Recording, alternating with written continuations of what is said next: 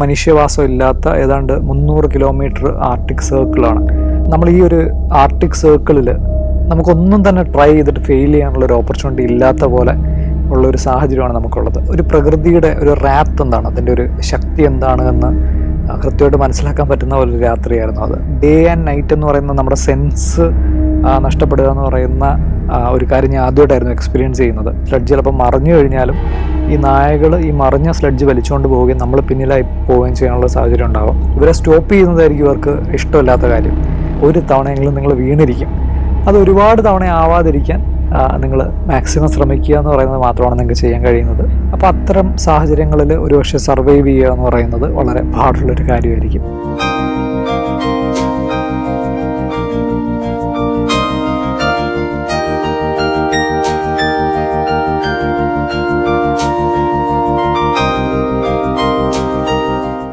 നമസ്കാരം, എൻ്റെ പേര് നിയോഗ്. കൊല്ലം ജില്ലയിലെ പുനലൂരാണ് എൻ്റെ സ്വദേശം. ഇപ്പം ഞാൻ 2 സിനിമകൾക്ക് തിരക്കഥ എഴുതുന്നുണ്ട്. ഫിയൽ റാവൻ പോളാർ എന്ന ആർട്ടിക് എക്സ്പെഡിഷനിൽ ഞാൻ പങ്കെടുത്ത യാത്രാനുഭവമാണ് ഇന്ന് നിങ്ങളുമായിട്ട് പങ്കുവെക്കുന്നത്. നമ്മുടെ ജീവിതത്തിൽ നമ്മളെ എക്സൈറ്റ് ചെയ്യുന്ന എല്ലാ കാര്യങ്ങളുടെയും ഒരു ഫൗണ്ടേഷൻ കുട്ടിക്കാലത്ത് തന്നെ ഉണ്ടായിട്ടുണ്ടാവും എന്നാണ് ഞാൻ പേഴ്സണലി വിശ്വസിക്കുന്നത്. എൻ്റെ കുട്ടിക്കാലത്ത് മൂന്നാം മുറ എന്ന് പറയുന്ന സിനിമ ഉണ്ട്. അതിലൊരുപാട് ഇൻഫ്ലുവൻസ്ഡ് ആയിട്ട് എൻ്റെ വീടിനടുത്തുള്ള റബ്ബർ തോട്ടങ്ങളിലൊക്കെ ഞാനൊരു ബാഗും ഒരു ബൈനോക്കുലർ ഒരു തോക്കും ഒക്കെ ആയിട്ട് നടന്നിരുന്നൊരു ഓർമ്മയുണ്ട്. അപ്പോൾ ഈ ഓർമ്മ എന്നെ ഹിറ്റ് ചെയ്യുന്നത് ഞാൻ ഹിമാലയസിലൊരു ട്രക്കിൻ്റെ ഇടയിലായിരിക്കുന്ന സമയത്താണ്. അപ്പോഴാണ് ഒരുപക്ഷെ അതായിരിക്കും യാത്ര അല്ലെങ്കിൽ നമ്മുടെ ജീവിതത്തിൽ സിനിമ എന്ന് പറയുന്ന നമ്മുടെ ഇഷ്ടങ്ങളുടെയൊക്കെ ഒരു തുടക്കം ഒരുപക്ഷെ അവിടെ നിന്നായിരിക്കും എന്ന് എനിക്ക് തോന്നിയിട്ടുണ്ട്. 2016-17 സമയത്തിൽ വളരെ ആക്റ്റീവായിട്ട് ട്രക്കുകൾ ചെയ്തുകൊണ്ടിരിക്കുകയും അതുപോലെ തന്നെ ഒരു 6 മാസം ഇന്ത്യയിൽ പൈസ ഇല്ലാതെ ഹിച്ച് ഹൈക്ക് ചെയ്ത് ട്രാവൽ ചെയ്യുകയൊക്കെ ചെയ്തതിന് ശേഷം എന്താണ് അടുത്തതായിട്ട് വളരെ എക്സൈറ്റിംഗ് ആയിട്ടുള്ള യാത്ര, അങ്ങനെ ഒരു അനുഭവം എങ്ങനെയാണ് ലഭിക്കുക എന്ന് പറയുന്ന ഒരു ചോദ്യത്തിൽ നിന്നാണ് ഫിയൽ റാവൻ പോളാർ എന്ന് പറയുന്ന എക്സ്പെഡിഷനെ കുറിച്ച് എനിക്ക് ഓർമ്മ വരുന്നത്. ഇപ്പോൾ ഫിയൽ റാവൻ പോളാർ എന്ന് പറയുന്ന എക്സ്പെഡിഷനെ കുറിച്ച് ഞാൻ വളരെ മുമ്പ് തന്നെ അറിഞ്ഞിട്ടുണ്ടായിരുന്നു. ഫിയൽ റാവൻ എന്ന് പറയുന്ന ഒരു സ്വീഡിഷ് കമ്പനി നടത്തുന്ന ഒരു എക്സ്പെഡിഷനാണിത്. ഇത് സ്കാൻഡിനേവിയൻ ആർട്ടിക് സർക്കിളിലെ ഏതാണ്ട് 300 കിലോമീറ്റർ ദൂരം ഡോഗ് സ്ലെഡ്ജ് ചെയ്ത് കവർ ചെയ്യുന്ന ഒരു എക്സ്പെഡിഷനാണ്. ഇത് നടക്കുന്നത് സ്കാൻഡിനേവിയൻ ആർട്ടിക് സർക്കിളിലായതുകൊണ്ട് തന്നെ ഏതാണ്ട് -30 മുതൽ 40 ഡിഗ്രി വരെയുള്ള ടെമ്പറേച്ചറിലായിരിക്കും ഇത് നടക്കുക. അതുകൊണ്ട് തന്നെ സ്വാഭാവികമായിട്ട് ഇത് വളരെ സാഹസികമായൊരു അഡ്വഞ്ചറാണ്. ഫിയൽ റാവൻ പോളാർ എന്ന് പറയുന്ന എക്സ്പെഡിഷനിൽ ഒരു വർഷം 20 പേരാണ് ലോകത്തുനിന്ന് മുഴുവനായിട്ട് പങ്കെടുക്കുന്നത്. അപ്പോൾ 20 പേർക്ക് അവസരം കിട്ടുന്നത് ഒരു വോട്ടിങ്ങിലൂടെയാണ്. അപ്പോൾ ഇത് അവരുടെ വെബ്സൈറ്റിൽ തന്നെയാണ് നടക്കുന്നത്. ഇതിനെ പല കാറ്റഗറികളായിട്ട് വോട്ടിങ്ങിന് തിരിച്ചിട്ടുണ്ട്. അത് റീജിയൺ വൈസ് ആണ് തിരിച്ചിരിക്കുന്നത്. അപ്പോൾ അതിൽ തന്നെ റെസ്റ്റ് ഓഫ് ദ വേൾഡ് എന്ന് പറയുന്ന ചെറിയ ചെറിയ കാറ്റഗറികൾക്ക് ശേഷം ഏതാണ്ട് ഒരുപാട് രാജ്യങ്ങൾ അടങ്ങുന്ന ഒരു കാറ്റഗറിയിലാണ് ഇന്ത്യ പെടുന്നത്. അതുകൊണ്ട് തന്നെ ശരിക്കും ഈ റെസ്റ്റ് ഓഫ് ദ വേൾഡ് എന്ന് പറയുന്ന കാറ്റഗറിയിൽ നിന്ന് തിരഞ്ഞെടുക്കപ്പെടാൻ വളരെ ബുദ്ധിമുട്ടാണ് എന്ന് ഇരിക്കെയാണ് ഞാൻ ഈ കോമ്പറ്റീഷനിൽ പങ്കെടുക്കുന്നതിനെ കുറിച്ച് ആലോചിക്കുന്നത്. അങ്ങനെ ഒരു നവംബർ മാസത്തിൽ ഈ എക്സ്പെഡിഷൻ ഇതിനു വേണ്ടിയുള്ള വോട്ടിംഗ് സ്റ്റാർട്ട് ചെയ്യുകയും അപ്പോൾ ഈ വോട്ടിങ്ങിൻ്റെ ഭാഗമാണോ വേണ്ടയോ എന്ന് പറയുന്ന ഒരു ചെറിയ കൺഫ്യൂഷനിലിരിക്കുകയും ചെയ്യുന്നിടത്തു നിന്നാണ് ഞാൻ ഈ എക്സ്പെഡിഷന് പോകാൻ സാധിച്ചാൽ അതെൻ്റെ ജീവിതത്തിലെ ഏറ്റവും ഡിഫൈനിങ് ആയിട്ടുള്ളൊരു യാത്രയായിരിക്കും എന്ന് പറയുന്ന ചിന്ത വരുന്നതും. അപ്പോൾ എൻ്റെ ഈ ചിന്തകളൊക്കെ വരുന്ന സമയത്ത് ഓൾറെഡി ഈ വോട്ടിംഗ് സ്റ്റാർട്ട് ചെയ്യുകയും ഇതിൽ ഒരുപാട് പേര് പങ്കെടുക്കുകയും ചെയ്തുകൊണ്ടിരിക്കുന്ന സമയമാണ്. വോട്ടിങ്ങിൻ്റെ ദിവസങ്ങളും കുറഞ്ഞുകൊണ്ടിരിക്കുകയാണ്. അങ്ങനെ വോട്ടിങ് തുടങ്ങി ഏതാണ്ട് 15 ദിവസങ്ങൾക്ക് ശേഷം വീണ്ടും ഒരു 15 ദിവസം അവശേഷിക്കുന്ന സമയത്താണെന്നാണ് എൻ്റെ ഓർമ്മ ഞാൻ ഇതിൻ്റെ ഭാഗമാവുന്നത്, ഈ വോട്ടിങ്ങിൻ്റെ ഭാഗമാവുന്നത്. അന്ന് ഞാൻ ഒരിക്കലും വിചാരിച്ചിരുന്നില്ല ഈ വോട്ടിങ്ങിലൂടെ എനിക്കിതിൻ്റെ ഭാഗമാകാൻ പറ്റുമെന്ന്. അതിനു മുമ്പ് ഞാൻ പണമില്ലാതെ 6 മാസം യാത്ര ചെയ്തതുമായിട്ട് ബന്ധപ്പെട്ടുണ്ടാക്കിയ ഒരു ചെറിയ വീഡിയോ ഞാൻ അപ്ലോഡ് ചെയ്തിട്ടുണ്ടായിരുന്നു.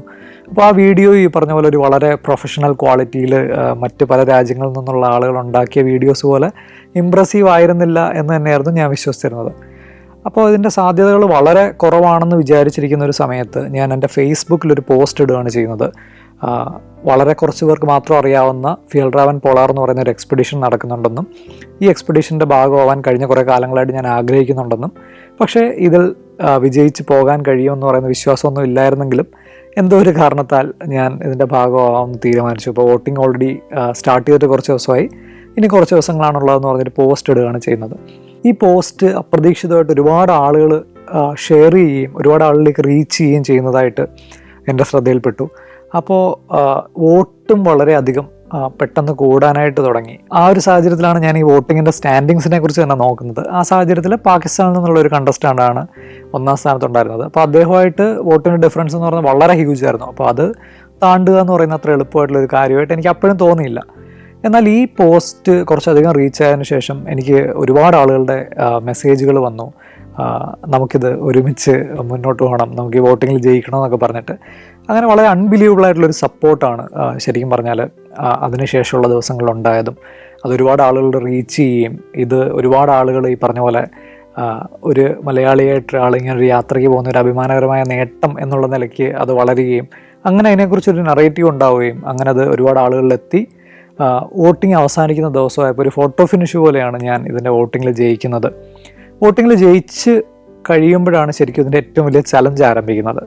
ഏറ്റവും എക്സ്ട്രീമായിട്ടുള്ള കോൾഡ് കണ്ടീഷനുകളെ റെസിസ്റ്റ് ചെയ്യാൻ വേണ്ടിയുള്ള വസ്ത്രങ്ങൾ, അതുപോലെ തന്നെ എക്യുപ്മെൻറ്റ്സ് ഒക്കെ നിർമ്മിക്കുന്ന ഒരു കമ്പനിയാണ് ഫിയൽറാവൻ പോളാർ എന്ന് പറയുന്ന എക്സ്പെഡിഷനിൽ നമ്മൾ ഉപയോഗിക്കുന്ന വസ്ത്രങ്ങൾ, അതുപോലെ എക്യുപ്മെൻറ്റുകൾ എന്ന് പറയുന്നത് R&Dയിൽ ഏറ്റവും റീസെൻ്റായിട്ട് കമ്പനി പുറത്തിറക്കി ആദ്യമായിട്ട് ഉപയോഗിക്കുന്ന ആളുകളായിട്ട് നമ്മളെയാണ് ഈ ആർട്ടിക് സർക്കിളിലേക്ക് വിടുന്നത്.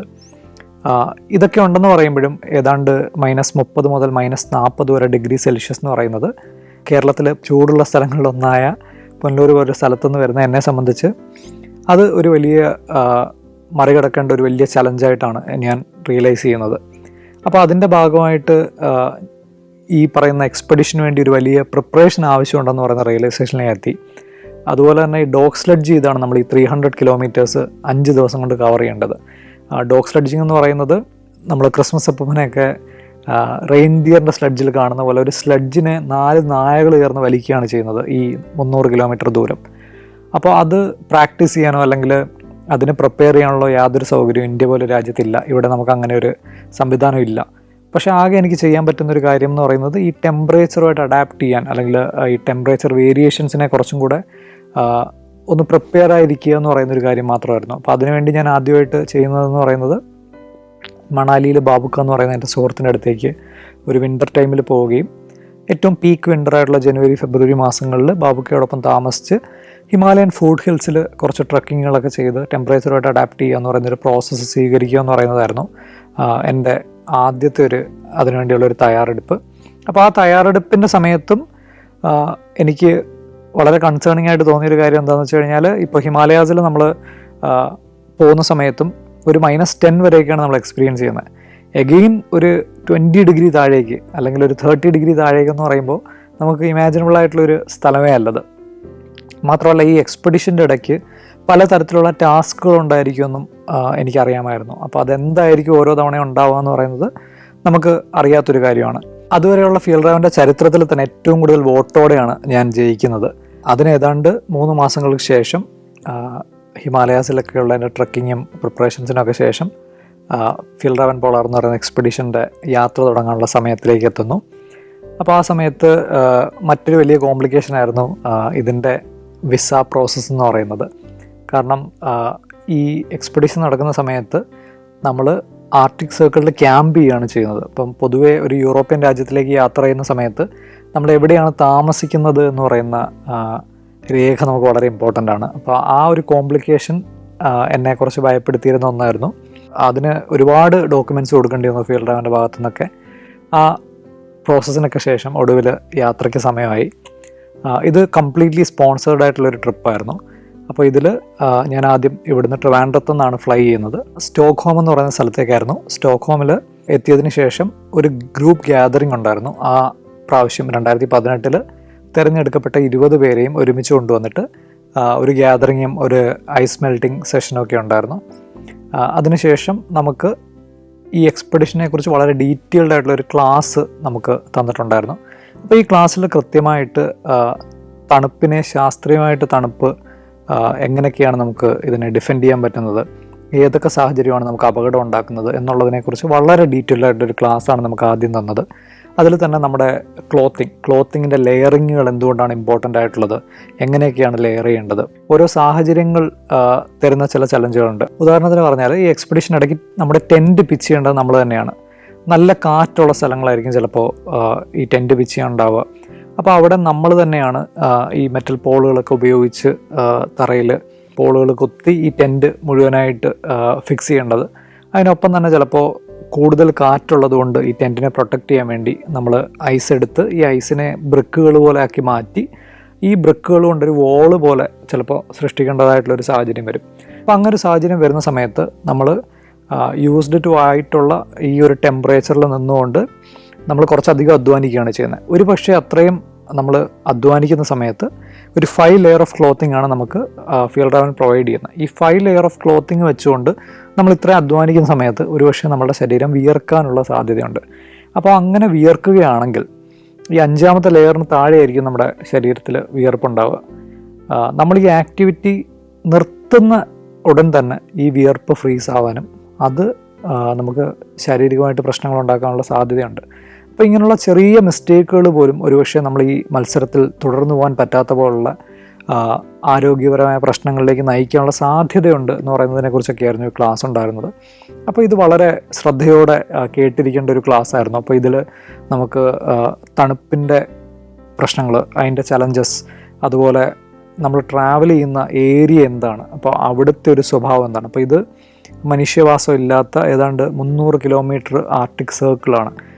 യൂറോപ്പിൻ്റെ ഏറ്റവും മുകളിലായിട്ട് സ്വീഡൻ, നോർവേ പോലുള്ള രാജ്യങ്ങളുടെയൊക്കെ മുകളിലായിട്ടുള്ള ഈ ആർട്ടിക്കിന് ചുറ്റുമുള്ള ഏറ്റവും മുകളിലുള്ള ഹെമിസ്ഫിയറിൽ നമ്മൾ നോക്കുന്ന സമയത്ത് നമ്മുടെ ഗ്ലോബിൻ്റെ ഏറ്റവും മുകളിൽ നമ്മൾ കാണുന്ന ഒരു സർക്കിളിനുള്ളിൽ വരുന്ന കുറച്ച് ഏരിയ ആണിത്. അപ്പോൾ ഈ ഏരിയയിലൂടെ നമ്മൾ ഈ നായകളെയും കൂട്ടി സഞ്ചരിക്കുന്ന സമയത്ത് ഒരുപാട് കാര്യങ്ങളാണ് നമുക്ക് ശ്രദ്ധിക്കാനുള്ളത്. ഒന്ന്, നമ്മൾ ഈ നായകളുമായിട്ട് ഫ്രണ്ട്ലി ആവേണ്ടതായിട്ടുണ്ട്. അതുപോലെ തന്നെ ഈ സ്ലെഡ്ജ് നമുക്ക് കൺട്രോൾ ചെയ്യേണ്ടതായിട്ടുണ്ട്. അതുപോലെ ഈ 5 ദിവസം നമ്മൾ സർവൈവ് ചെയ്യാൻ വേണ്ടി നമ്മൾ ടെൻറ്റ് പിച്ച് ചെയ്യുക. അതുപോലെ നമ്മുടെ ഭക്ഷണം നമുക്ക് പാക്ഡ് ആയിട്ടുള്ള ഫുഡായിരിക്കും തരുന്നത്. ബോയിൽ ചെയ്ത വെള്ളം അതിലൊഴിച്ച് വളരെ പെട്ടെന്ന് തന്നെ കഴിച്ച് തീർത്തില്ലെങ്കിൽ വീണ്ടും അത് ഫ്രീസ് ആവാനുള്ള സാധ്യതയുണ്ട്. ഇങ്ങനെ ഒരുപാട് ചലഞ്ചസാണ് നമ്മുടെ മുന്നിലുള്ളത് എന്ന് ഒരു ഇൻട്രൊഡക്ഷൻ പോലെയായിരുന്നു ആ ക്ലാസ് ഉണ്ടായിരുന്നത്. അതിനുശേഷം നമുക്ക് ഈ എക്സ്പെഡിഷന് വേണ്ടി വരുന്ന എല്ലാ എക്യുപ്മെൻറ്റ്സും അതുപോലെ നമ്മുടെ ക്ലോത്തിങ്ങും എല്ലാ പാർട്ടിസിപ്പൻസിനും കൊടുക്കുന്ന ഒരു പ്രോഗ്രാമായിരുന്നു ഉണ്ടായിരുന്നത്. ആ പ്രോഗ്രാമിലും ഈ പറഞ്ഞ പോലെ എല്ലാം തന്നെ എക്സ്പ്ലെയിൻ ചെയ്യുന്ന ഒരു സെഷൻ ഉണ്ടായിരുന്നു. Azerbaijan, Indonesia, Tajikistan, Peru. സഞ്ചാരം വോളിയം നമ്പർ 14. ഫുൾ HD-യിലുള്ള ഈ അപൂർവ ദൃശ്യയാത്രാ വിവരണ ശേഖരം സ്വന്തമാക്കാൻ 9995 444 222 എന്ന നമ്പറിലേക്ക് സഞ്ചാരം എന്ന് SMS ചെയ്യൂ.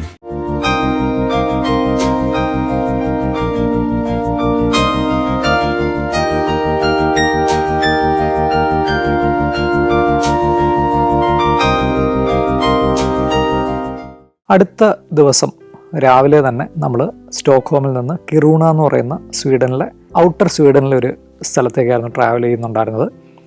കിറൂണയിലേക്ക് നമ്മൾ ഫ്ലൈറ്റിൽ സ്റ്റോക്ക്ഹോമിൽ നിന്ന് ഫ്ലൈറ്റിൽ ഫ്ലൈ ചെയ്തിട്ട് അവിടെ നിന്ന് നമ്മൾ ഒരു ബസ്സിൽ ഓൾമോസ്റ്റ് 200 കിലോമീറ്റേഴ്സ് പുറത്തേക്കുള്ള ഈ ഒരു ആർട്ടിക് സർക്കിളിൻ്റെ ഏറ്റവും ക്ലോസ് ആയിട്ടുള്ള ഒരു പോയിന്റിലേക്കാണ് നമ്മൾ പോയിരുന്നത്. അതൊരു ബേസ് ക്യാമ്പ് പോലെയായിരുന്നു. അങ്ങനെ ഈ ബേസ് ക്യാമ്പിലെത്തി നമ്മൾ ആദ്യമായിട്ട് ബേസ് ക്യാമ്പിൽ ആ രാത്രി സ്പെൻഡ് ചെയ്യുന്നത് നമ്മൾ ടെൻറ്റ് പിച്ച് ചെയ്യാനുള്ള നമ്മുടെ ഒരു ഫസ്റ്റ് ട്രെയിനിങ്ങിന് ശേഷമാണ്. അപ്പോൾ ആ ട്രെയിനിങ്ങിൽ ടെൻറ്റ് പിച്ച് ചെയ്യുന്നതിനോടൊപ്പം തന്നെ നമ്മൾ ഏറ്റവും ഇമ്പോർട്ടൻ്റ് ആയിട്ട് അറിഞ്ഞിരിക്കേണ്ട മറ്റ് കുറച്ച് കാര്യങ്ങളും കൂടെ നമുക്ക് പ്രാക്ടിക്കലി പഠിക്കാനുള്ള ഒരു സെഷൻ ഉണ്ടായിരുന്നു.